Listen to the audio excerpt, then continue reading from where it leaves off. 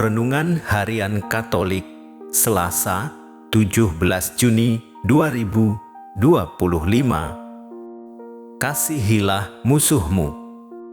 Kamu telah mendengar firman, kasihilah sesamamu dan bencilah musuhmu. Tetapi aku berkata kepadamu, kasihilah musuhmu dan berdoalah bagi mereka yang menganiaya kamu.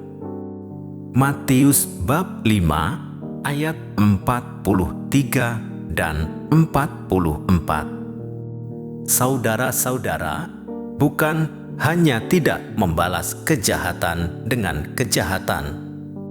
Yesus masih menghendaki agar kita melakukan yang lebih lagi, karena Dia ingin supaya kita murid-murid-Nya berlaku benar dan sempurna seperti Bapa benar dan sempurna. Sungguh suatu keistimewaan bahwa kita semua diberi kesempatan untuk menjadi sempurna, seperti Bapa di surga sempurna adanya. Maka berkaitan dengan musuh-musuh kita, Yesus mengajak kita untuk mengasihi dan mendoakan mereka. Dengan cara ini, Yesus mengajarkan satu cara untuk mengatasi permusuhan dan kebencian, yakni melalui kasih. Dengan melaksanakan semua itu, Yesus ingin menjadikan kita istimewa karena kita mampu melakukan hal-hal yang tak pernah dipikirkan atau dilakukan oleh orang lain. Jika kamu mengasihi orang yang mengasihi kamu, apakah istimewanya? Bukankah pemungut-pemungut pajak berbuat demikian juga? Kita istimewa karena kita mampu mengasihi orang yang tidak dapat mengasihi kita. Kita mengasihi orang yang justru membuat kita menderita. Kita mengasihi orang yang seharusnya kita benci karena segala perbuatannya kepada kita.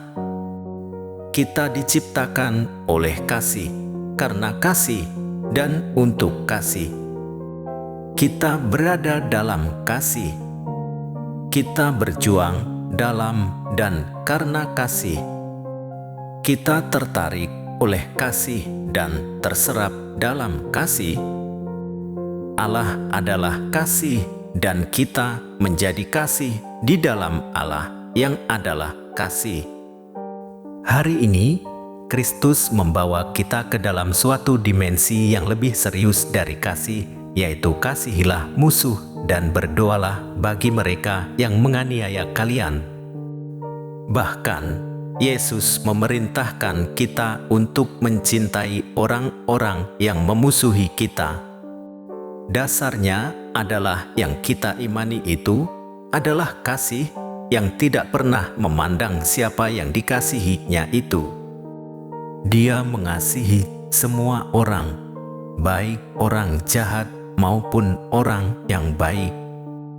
Bila kita melakukan perintah Yesus ini, kita sungguh-sungguh anak Allah. Kasihilah musuhmu dan berdoalah. Sabda hari ini sangat kontras dengan apa yang diinginkan manusia pada umumnya. Tidak masuk akal ketika kita menerima ajakan ini. Tetapi ketika kita mau menelaah lebih dalam, ajakan Yesus untuk mengasihi dan berdoa bagi musuh merupakan ajakan yang mudah dan sederhana. Sebab dengan memberikan kasih dan doa, hidup kita akan nyaman. Tidak ada perasaan dendam, tidak lagi ada ketakutan akan pembalasan. Hidup ini semakin diringankan ketika hati kita dipenuhi cinta dan damai.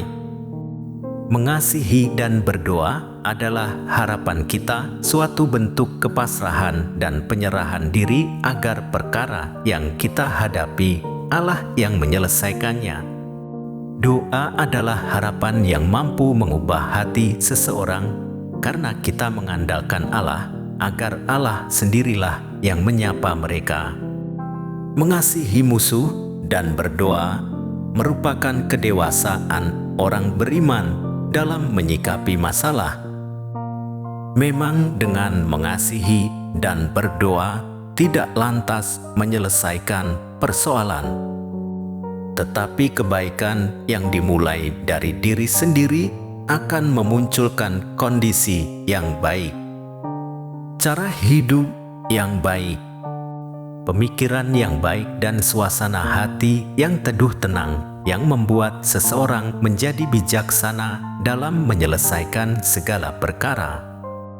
Jika tidak mengasihi dan berdoa untuk musuh, kita akan selamanya menganggap musuh sebagai orang yang tidak harus ada di hadapan kita. Kasih membuat kita lebih dewasa dalam menyelesaikan masalah kehidupan ini. Ya Tuhan, kobarkanlah api kasih-Mu di dalam hati kami, agar kami pun dapat mengalahkan kejahatan dengan kuasa kasih. Demikian renungan hari ini. Selamat beraktivitas. Semoga semuanya lancar, sukses, serta selamat. Tuhan memberkati.